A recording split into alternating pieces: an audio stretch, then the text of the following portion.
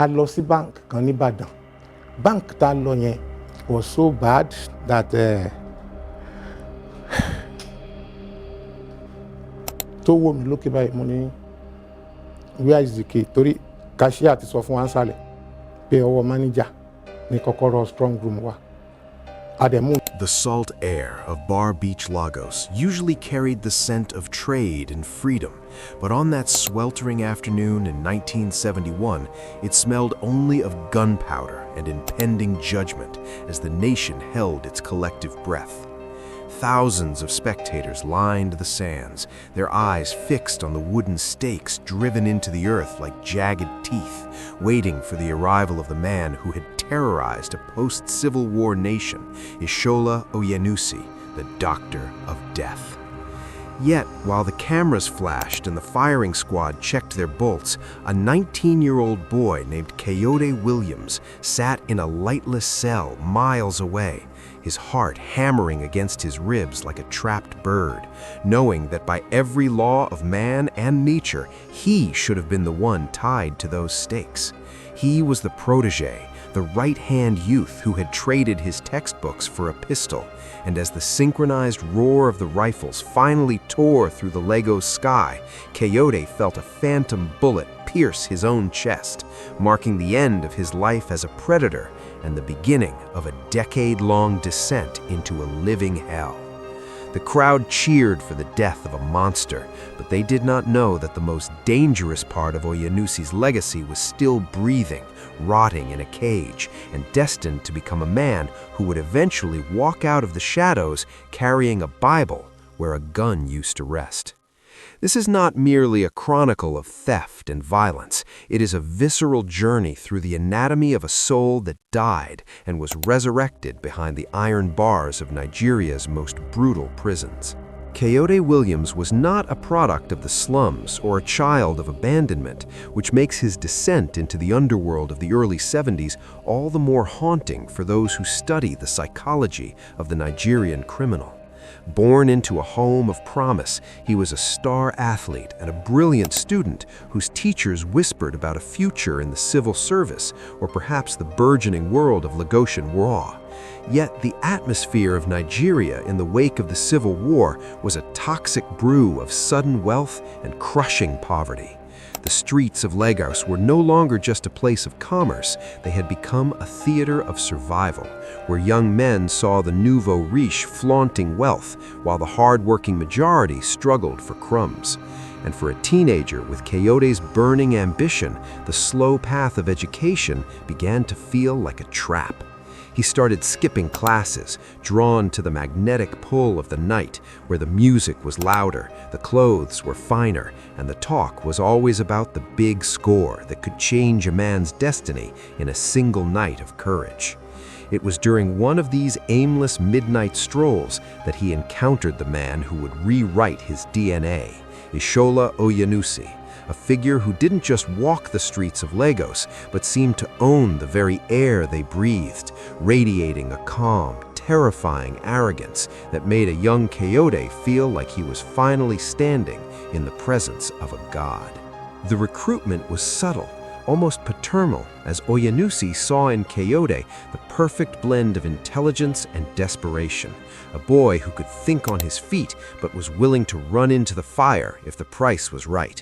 They began hanging out in high-end bars and hidden safe houses where the talk wasn't about robbery, but about operations, framing their violence as a form of social justice, or at least a logical response to a corrupt system that had already robbed them of their future. Kayode was handed a pistol, a cold, heavy piece of foreign engineering, and told that it was the only key that would ever open the doors of the elite for a boy like him. And despite the trembling in his hands, he tucked it into his waistband and felt the surge of a dark, addictive power. He moved from being a witness to an accomplice, participating in daring heists that paralyzed the city, watching as the newspapers began to scream about the Oyenusi gang in headlines that only fueled their ego and their recklessness.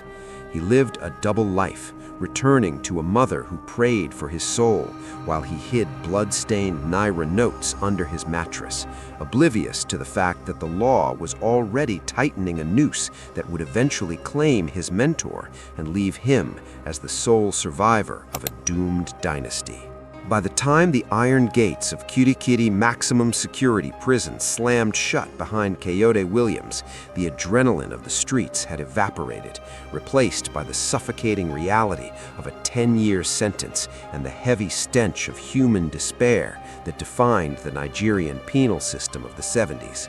The transition from the high-stakes glamour of armed robbery to the mundane brutality of a prison cell was a psychic shock that broke many men. But for Kayode, it was an invitation to a confrontation with the one person he had spent years avoiding, himself. He was surrounded by the wreckage of the Lagos underworld, men with missing limbs, eyes clouded with madness, and souls that had long since surrendered to the darkness. And in every one of them, he saw a terrifying reflection of what he was destined to become if he survived the decade. The daily routine was a grind of starvation rations, beatings from wardens who saw him as a pestilence, and the constant threat of violence from fellow inmates who wanted to test the mettle of Oyenusi's former lieutenant. Yet in the silence between the screams, Kayode began to hear a voice that wasn't his own, a persistent whisper that asked him why he was still alive while his comrades were feeding the worms at Bar Beach, a question that haunted his dreams and made the concrete floor of his cell feel like a holy ground of judgment. The atmosphere in Kirikiri was a microcosm of a broken society, where the strong preyed on the weak even within the confines of a cage. And Kayode initially attempted to maintain his tough guy persona to survive the predatory hierarchy of the yard. He watched as men were broken by the system, as some turned to religion as a desperate escape, and others descended into a feral state of existence where a piece of bread was worth a man's life. And he realized that the freedom he had sought through crime was actually a more restrictive prison than the one he was currently inhabiting. He spent his nights staring at the ceiling, replaying the robberies in his mind, but instead of the thrill of the take, he now saw the faces of the victims, the terror in their eyes, the way their voices cracked when they pleaded for mercy, and the weight of their trauma began to settle in his bones like a leaden fever. This was the true punishment, not the chains or the lash, but the agonizing realization that he had contributed to the very chaos that was now devouring him. And as the months turned into years, the defiance that once defined him began to crumble under the sheer pressure of his own awakening conscience. Before we continue with this incredible transformation, I want to hear from you. Do you believe that a criminal as notorious as one of Oyenusi's men can truly change, or is once a criminal, always a criminal, the truth? Write your thoughts in the comments section below right now. I'm reading every single one. As the middle of his sentence approached, his mental health began to fray, and he found himself standing at the edge of a psychological abyss where the only two options were complete insanity or a radical, total transformation of his being. He had seen inmates hang themselves with tattered blankets and others lose their speech entirely, drifting through the yard like ghosts, and he became terrified that his own story would end in a nameless grave inside the prison walls, forgotten by the world he had tried so hard to conquer. He started to distance himself from the gangs within the prison, seeking out the quiet corners where he could simply exist without the performance of violence. And it was in this state of total vulnerability that he began to notice the prison preachers, men who had found a different kind of power within the walls. Initially, he mocked them, seeing their faith as a crutch for the weak. But as he watched their composure in the face of suffering, he began to wonder if they possessed a secret that Oyenusi, with all his guns and charms, had never discovered. The doctor of death had taught him how to take a life, but these broken men in the yard seemed to be learning how to actually live one. And for a man who was legally dead to the world, that was the only currency that still had any value. The turning point for Kayode Williams did not come through a blinding light or a thunderous voice from the heavens, but through the trembling hands of a dying inmate who had nothing left to give but a tattered black book and a final cryptic command. This man, a fraudster who had spent his final years preaching in the corridors of the prison, saw past Kayode's hardened exterior and recognized a soul that was ripe for harvest, even as the boy's body was being wasted by the harsh conditions of the Ilesa prison to which he had been transferred. On a night thick with the hum of mosquitoes and the groans of sick men, the preacher pulled Kayode close and whispered that God didn't enter the palace to find his servants. He entered the cell because that was where the pride of man was finally small enough to be replaced by the grace of the Creator. He handed Kayode his Bible, a book that had been stained by sweat and tears, and told him that his life had been spared at Bar Beach for a reason that would one day shake the foundations of the nation. And as the preacher took his last breath, Kayode felt a strange, terrifying responsibility settle onto his shoulders. He didn't want the book, and he didn't want the God it represented, but every time he tried to throw it away, the preacher's dying eyes seemed to follow him, forcing him to open the pages and confront a narrative that offered a mercy he didn't believe he deserved. Reading that Bible became a secret act of rebellion against his own past, as Kayode would huddle under the dim light of the corridor, his lips moving silently as he struggled with the ancient texts that spoke of redemption for murderers and thieves. The words were a sharp contrast to the codes of the street, where Oyenusi preached dominance, the book preached humility, and where the gang demanded vengeance, the text demanded forgiveness, a concept that felt as alien to Kayode as the idea of walking through the prison walls. He began to underline verses with a smuggled pencil stub, creating a map of a new world within his mind, and slowly the Lagos robber began to dissolve, replaced by a young man who spent his hours in deep, agonizing prayer, asking for a sign that he wasn't just hallucinating escape from his guilt. The transformation was so profound that even the most cynical guards began to take notice, observing that the boy who once had fire in his eyes now carried a strange, unsettling stillness that made it difficult for them to strike him or mock him as they once had. He was no longer fighting the system, he was fighting the darkness within himself, and in that internal war, he found a strength that made the physical walls of the prison seem like paper. The true test of this newfound faith came during a prison riot, a chaotic explosion of pent-up rage where inmates seized control of a wing and sought to settle old scores with both guards and snitches alike. Kayode found himself caught in the middle, with a sharpened piece of metal thrust into his hand by a former associate who expected him to lead the charge. But instead of joining the slaughter, Kayode stood his ground and refused to strike, using his voice to calm the men instead of his fists to break them. It was a suicidal move in the hyper-violent world of the Nigerian prison, but his aura of conviction was so intense that the attackers faltered, allowing the situation to be de-escalated without the massive loss of life that had seemed inevitable. This moment of restraint was the final seal on his conversion. He realized that he didn't need a gun to command respect, and that the Doctor of Death's protege had finally died in the fire of that riot, leaving behind a man who was ready to be a witness to the impossible. From that day on, he was no longer an inmate in his own mind. He was a student in a divine classroom, waiting for the day when the gates would open and he would have to prove that his change was not a prison house convenience, but a permanent metamorphosis.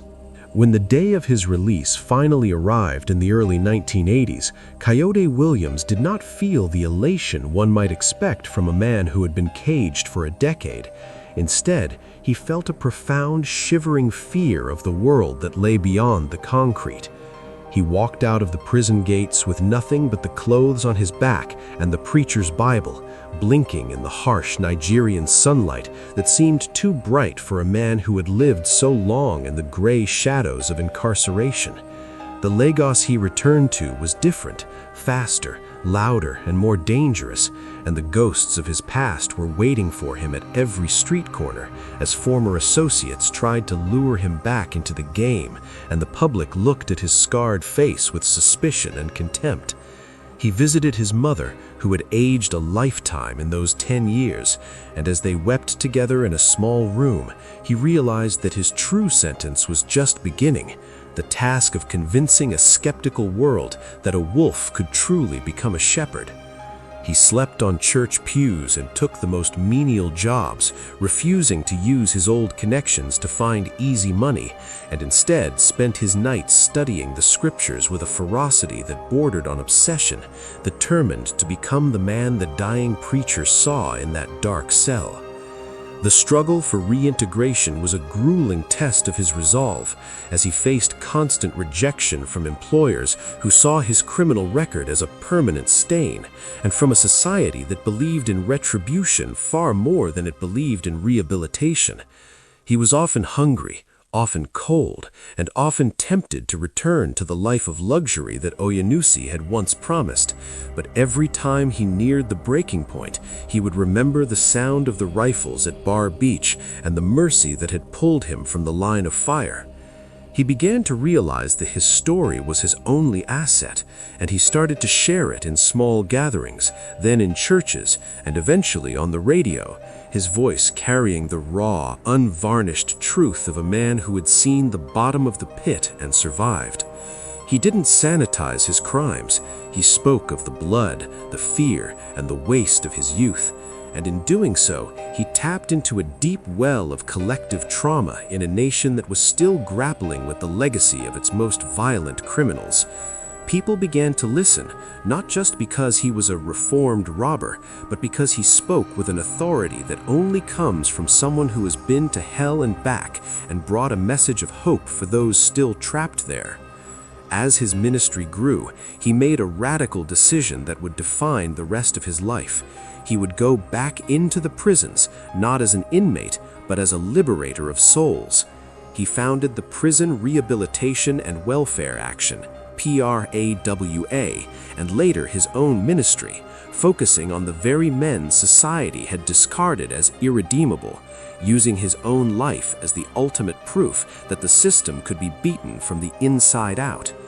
He stood before the most hardened criminals in Kirikiri, men who knew his name from the legends of the 70s, and he told them that he was the living evidence of a God who specializes in recycling human wreckage. He didn't just give them sermons, he fought for their legal rights, their health, and their dignity, becoming a bridge between the monsters in the cages and the saints in the pews. He was no longer just Kayode Williams, the boy who followed Oyenusi. He was Bishop Kayode Williams, a national symbol of the transformative power of grace, and a thorn in the side of a justice system that preferred to kill its problems rather than cure them. Today, the name Kayode Williams is no longer whispered as a curse across the streets of Lagos, but is spoken with reverence in the halls of power and the corridors of the most dangerous prisons in West Africa. He has stood on the world's most prestigious pulpits, addressed presidents and international bodies, and overseen the rehabilitation of thousands of men who were once exactly where he was, standing at the edge of the abyss. Yet, despite the titles and the accolades, he remains a man haunted by the what if, never forgetting for a single day that his life is a borrowed one, a stay of execution that he must repay with every breath he takes. He often returns to Bar Beach, not to mourn his fallen mentor, but to stand on the sand and remember the day the rifles fired, using the memory of that violence as fuel for his mission of peace. He has proven that the doctor of death was wrong, that power does not come from a gun, but from the courage to face one's own darkness and choose to walk toward the light, no matter how long the road or how heavy the chains. His life stands as a monumental rebuke to the idea that some people are beyond saving, serving as a lighthouse for a generation of young Nigerians who are still tempted by the same sirens of quick wealth and violent power that nearly destroyed him. He has built schools, hospitals, and centers for reform, but his greatest achievement remains the look in the eyes of an inmate who realizes for the first time that his past does not have to be his funeral. The boy who watched his gang executed while he waited for his turn to die became the man who taught a nation how to live with mercy. And his story continues to echo through the streets of Lagos, a city that never sleeps and a city that now knows that redemption is the only force stronger than a bullet. Kayode Williams is the ghost who walked, the robber who became a bishop, and the living proof that in the grand script of history, the final chapter is never written in blood, but in the choice to be reborn. The thin line between madness and redemption was crossed by a 19-year-old with a Bible, and because he chose to stay in the light,